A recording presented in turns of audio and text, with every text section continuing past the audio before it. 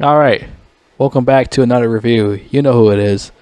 Alright, this is one of those underrated movies that, people don't really talk about. And this is a movie called Breakdown from 1997 starring Kurt Russell. And like I said, a lot of people don't talk about this movie. A lot of people don't know about this movie, and a lot of people don't have ever seen it before.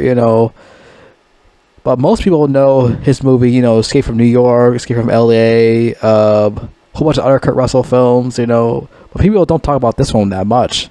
Because, hey, this is one of those films that's an underrated gem that nobody talks about. Like one of those, national treasures you gotta look through the back of your house, Just look through your fucking house and see you got a DVD or a Blu-ray of Breakdown in the back of your yard. Just look back there and see you can fucking find it. Or you just go on a computer and just start it up and watch on a computer, Maybe it's in your girlfriend's or wife's underwear drawer. You just gotta look right through that shit while them getting all fucking mad about it. Because definitely not on fucking TV. Definitely not. You gotta search it up and watch it and shit, I watched this movie a couple months ago. I watched this film and I really enjoyed it for what it is, Yeah, it was I forgot what month it was. I think it was November, or I think October, November. I watched this movie. I really enjoyed it for what it is, actually. Yeah, it came out in 1997, and this movie is directed by Jonathan Mostow, who also did films like U571. Never heard of it. Maybe because it's too goofy and it's a copy and paste of Terminator 2, but it's a parody version of Terminator 2, something like that. That's what people say. But I enjoy it for what it is. I love those couple of those scenes in movies talk to the hand, especially the gay guy did to him. He's talk to the hand. It's that shit's so fucking funny. I can't hate that movie. I cannot hate Rise of the Machines. It's funny as shit, and I really enjoy it for what it is. That he did Terminator 3, Rise of the Machines. That movie gets a lot of hate, which I don't get why it gets a lot of hate. But yeah, that movie does get too much hate, I feel like. Come on, it's not that fucking bad. Go look at fucking Terminator Dark Fart or Terminator Penises. Go look at those fucking movies. Those movies fucking suck.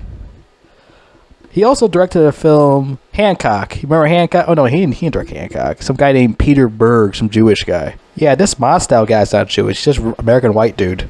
And he also did films like Surrogates with, I guess, Bruce Willis. What is Surrogates? You guys tell me in the fucking box. Well, what is that movie about? Surrogates. Some future movie about robots. And also Vig Rhames is in here. Yeah, you guys just tell me in the box, the comment box. Just tell me about this movie, Surrogates. Is it a good movie? Does it suck? Just tell me. I'm kind of curious about this movie. Bruce Willis in a futuristic movie. I mean, it's not the first time he's in a futuristic movie. He was also in that other film I didn't like, The Fifth Element. I didn't like that movie. And also, I think... But anyway, so let's go back to this Breakdown movie. So, Breakdown is basically about... I mean, it's a simple plot. So, what happened here is Kurt Russell and his wife, played by... what's this fucking lady's name again? I think it's Kathleen Quinlan. She's also in a movie called Apollo 13, some fucking astronaut movie or something. And Event Horizon, another one of those space movies. I guess he's known for doing space movies, I guess. So, the whole plot is about, it was him and her, they're getting gas at the gas station, and these weird people are, bothering them and shit, and they're having car troubles and whatnot, and fucking Kurt Russell decides to stay in the fucking desert, and while his wife gets in a truck with this random stranger, and they go on their way, and you'll think to yourself, that's not really a good idea to let my wife get in a car with some local stranger who would force her head onto his dick. So I don't think that was a good idea doing that in the first place. So, hours go by, she haven't called, nothing happened. So his wife goes missing, and the whole movie's about, finding where his wife went. So he goes around town asking what happened to his wife, this and there. He goes back and forth trying to find out what happened to his wife. He goes to the sheriff's department.